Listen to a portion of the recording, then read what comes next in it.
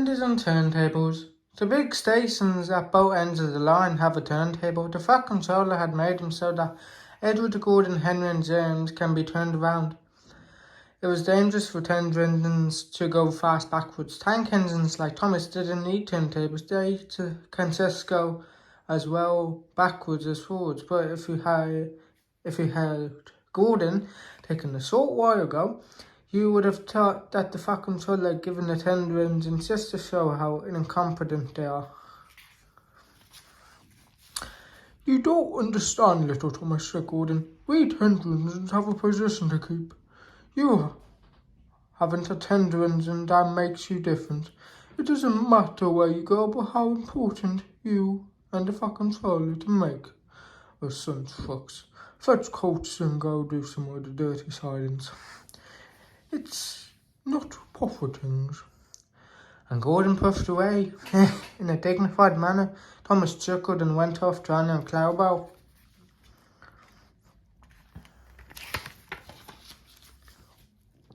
Arrived at Tidmouth Sheds, or Tidmouth Terminals, Gordon waited until the passengers had head out.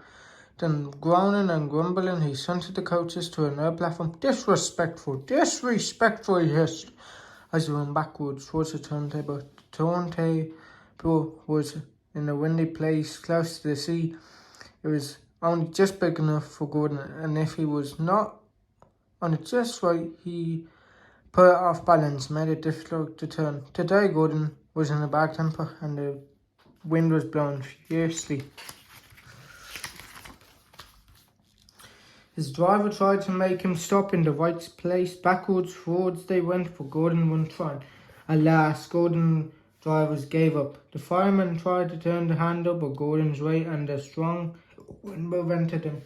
The driver, some plantains, and the fireman all tried together. "It's no good," they said, at last, mopping their faces. "Your tender engine upsets the balance. If you were a nice tank engine, you'd be alright. They have to put the next train backwards." Gordon came to the platform. Some little tricky boy shouted, "Come here quick, there's a new tank engine. What a swizz," they said as they came near. "It's only Gordon back to front," Gordon hissed emotionally. He puffed to the junction. "Hello," cried Thomas. "Plain tank engines?" "Sensible engines. Take my advice. Scrap your tender and have a nice bunk instead," Gordon snorted, but didn't answer. Even James laughed and saw him. "Take care," hissed Gordon. "You might stick too." "No fair," chuckled James. I'm not as far as you." "I mustn't stick," thought James, as he ran to the turntable later. He stopped on just the right place to balance the turntable. It could now swing easily. His fireman turned the handle. James turned much too easily. The wind puffed him round and round like a top. He couldn't stop. At last the wind died down and James stopped turning. But not before Gordon, who had been turned on the loop line, had seen him. Well, he said, "Are you playing roundabouts?" Poor James, feeling quite giddy, rolled off the turntable. Well said. That night the three engines had an inquisition meeting. "It's sinful to treat tender engines like this," Henry gets. "Pushed by elephants, Gordon has to go backwards and people think he's a tank engine. James spins around like a top and everyone laughs at us. And added to that, the Fat Controller makes us something dirty silent." Said all three engines together. "Listen," said Gordon, he whispered something to the others. "We do it tomorrow, the Fat Controller will look silly." Trouble in the shed. The Fat Controller sat in his office and listened. The Fat Controller frowned and said, "What nonsense passengers are. How can they look with them at all this noise?" The station master knocked and came in, looking worried. "There's trouble in the shed, sir. Henry is sulking. There's no train, and the passengers are starving. This is a bad railway." "Indeed," said the Fat Controller. "We cannot allow it. We will quieten down the passengers, please, and I will go to speak to Henry." He found Henry going and James looking sulky. "Come along, Henry," he said. "It's time for your train was ready." "Henry's not going," said Gordon. "We aren't like Come on, tank engines, we are important tender engines, you fetch coaches. And he put them. Tender engines don't sit. And these 3 engines left off steaming a tricky way. Oh, indeed, says the fat controller severely. We say about that engines and my way do as they are told. He hurried away, climbed into his car and drove to find Edward. The yard had never been the same since Thomas left, he thought sadly. Edward was something. Leave the truck, say please, Edward. I need you to push some coaches to the yard. Thank you, sir. That will be a nice change. That's a good engine, said the fat controller. Kindly, off you go then. So Edward found coaches for the 3 engines and then the trains ran as usual. But when the fat controller came next morning, Edward looked unhappy. Gordon came by clanking past, hissing rudely. Bless me, said the fat controller, what a noise. They all hissed me, sir, Edward asked sadly. They say 10 engines don't shunt the lease. And last night they said I had black wheels. I haven't, sir. No, Edward, you have nice blue ones, and I'm proud of you. 10 engines do shunt, but all the same, you'd be happy in your own yard. We need a tank engine here.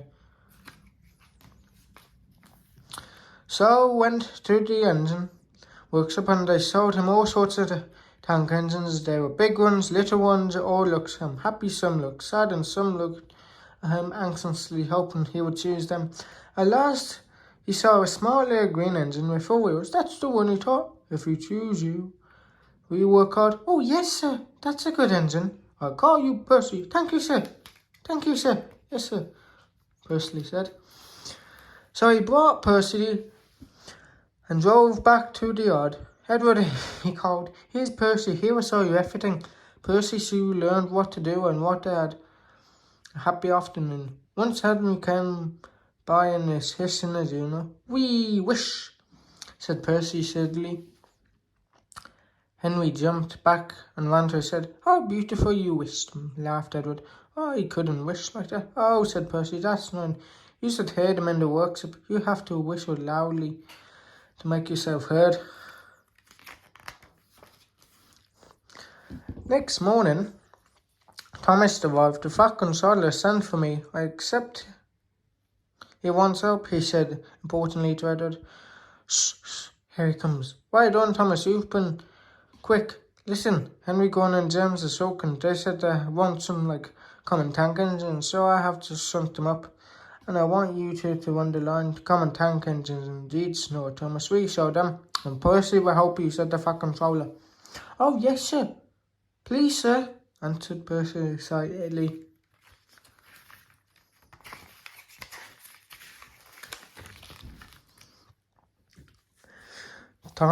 Edward and Thomas worked on the line, shunting at opposite ends. They pulled the trains, whistling cheerfully to each other as they passed.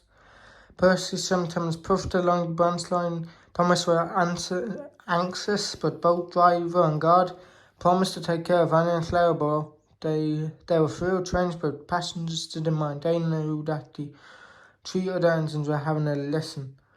Tom, Henry, Gordon and Jim stayed something they said. They were cold, lonely and miserable. They wished how they hadn't been so silly.